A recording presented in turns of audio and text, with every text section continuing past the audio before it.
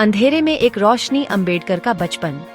भीमराव रामजी अंबेडकर का जन्म 14 अप्रैल 1891 को हुआ था। उनका जन्म स्थान महू था, जो आजकल मध्य प्रदेश में है। वो महार जाति से थे। महारों को बहुत भेदभाव का सामना करना पड़ता था। उन्हें अछूत माना जाता था। छोटे भीमराव के लिए जिंदगी मुश्किल थी।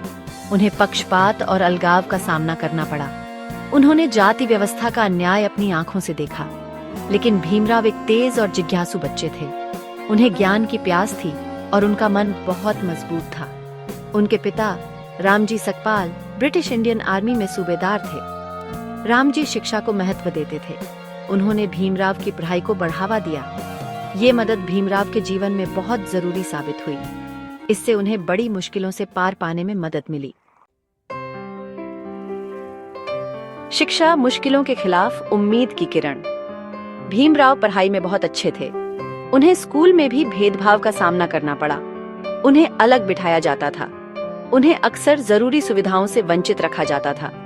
लेकिन भीमराव डटे रहे। उन्होंने 1912 में बॉम्बे के एल्फिंस्टन कॉलेज से ग्रेजुएशन किया। आगे की पढ़ाई के लिए वो यूनाइटेड स्टेट्स गए। उन्होंने न्यूयॉर्क की कोलंबिया यूनिवर्सिटी में पढ़ाई की। 1915 में उन्होंने मास्टर डिग्री ली। फिर 1917 में उन्होंने अर्थशास्त्र में पीएचडी की। उन्होंने लंदन स्कूल ऑफ इकोनॉमिक्स से कानून की भी पढ़ाई की। उनकी शिक्षा ने उनके नजरिए को बढ़ाया। उन्होंने अलग अलग समाजों और राजनीतिक व्यवस्थाओं का अध्ययन किया। वे पश्चिमी विचारकों और सुधारकों से प्रभावित हुए। उन्होंने महसूस किया कि सामाजिक बदलाव की कुंजी शिक्षा है। उन्होंने अपने समुदाय को ज्ञान के जरिए सशक्त बनाने के लिए खुद को समर्पित कर दिया। न्याय के लिए लड़ने वाले बैरिस्टर।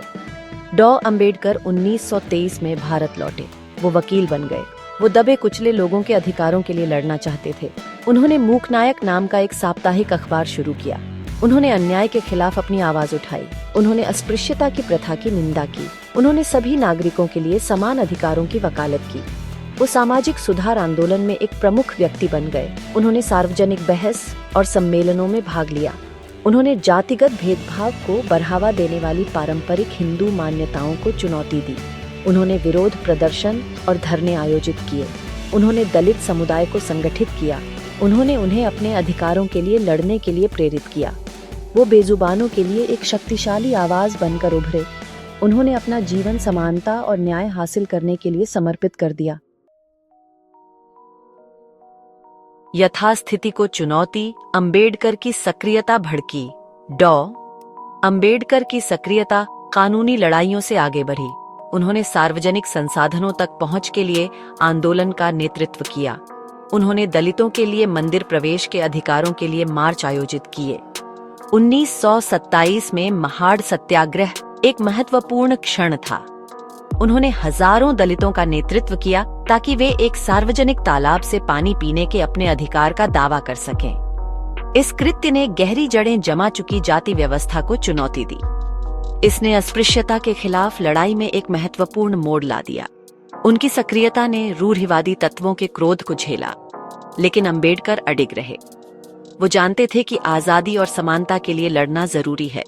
उन्होंने उत्पीड़न के खिलाफ अपनी आवाज उठाना जारी रखा। भाग 5।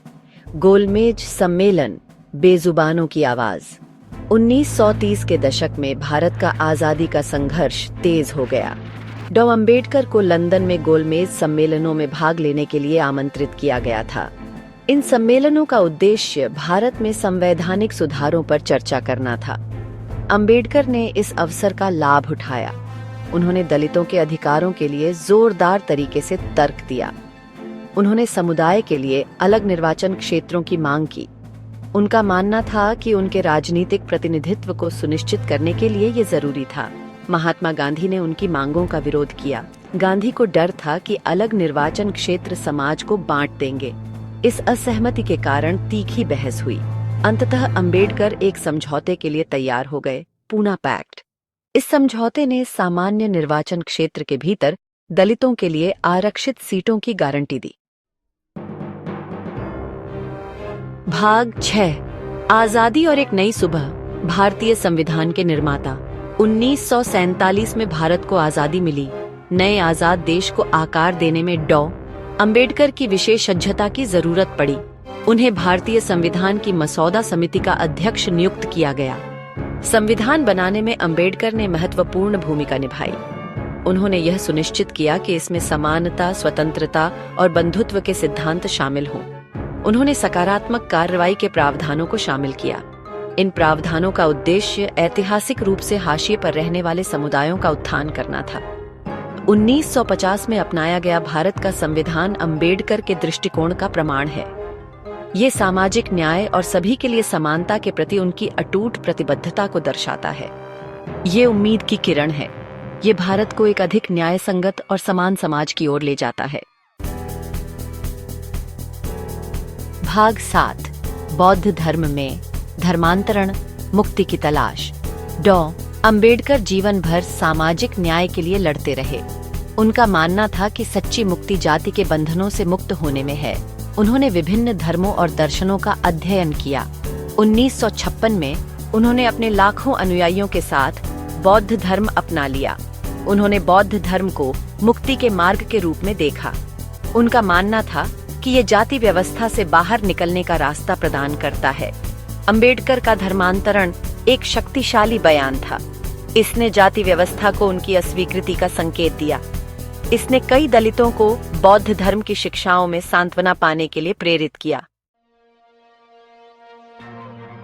भाग 8 एक दूरदर्शी की विरासत, अंबेडकर का स्थायी प्रभाव। डॉ. बी. आर. अंबेडकर का 6 दिसंबर 1956 को निधन हो गया। उनके निधन से लाखों लोगों के दिलों में एक खालीपन आ गया। उन्हें भारतीय संविधान के जनक के रूप में याद किया जाता है। उनके अनुयायी उन्हें बोधिसत्व बाबा साहेब अंबेडकर के रूप में भी पूजते हैं। उनकी विरासत संविधान से कहीं आगे तक फैली हुई है। उन्होंने एक सामाजिक और राजनीतिक जागृति को जन्म दिया। उनके अथक प्रयासों ने एक अधिक समावेशी भारत का मार्ग प्रशस्त किया। उनके लेखन और भाषण आज भी प्रेरित करते हैं। वो दबे कुचले लोगों के लिए आशा का प्रतीक हैं। वो शिक्षा की शक्ति का प्रतिनिधित्व करते हैं। उन्होंने दिखाया कि एक व्यक्ति बदलाव ला सकता है। भाग 9 पीढ़ियों के लिए प्रेरणा, अंबेडकर के नक्शे कदम पर चलना। डॉ.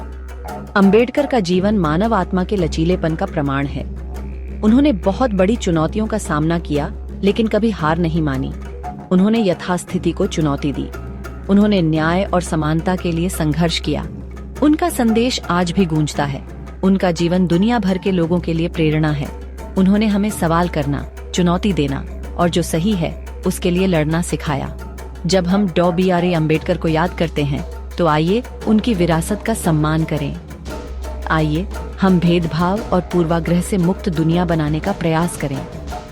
आइए हम एक ऐसा समाज बनाएं जहां सभी को आगे बढ़ने का समान अवसर मिले। आइए हम उनकी अदम्य भावना और न्याय के प्रति अटूट प्रतिबद्धता से प्रेरित होते रहें।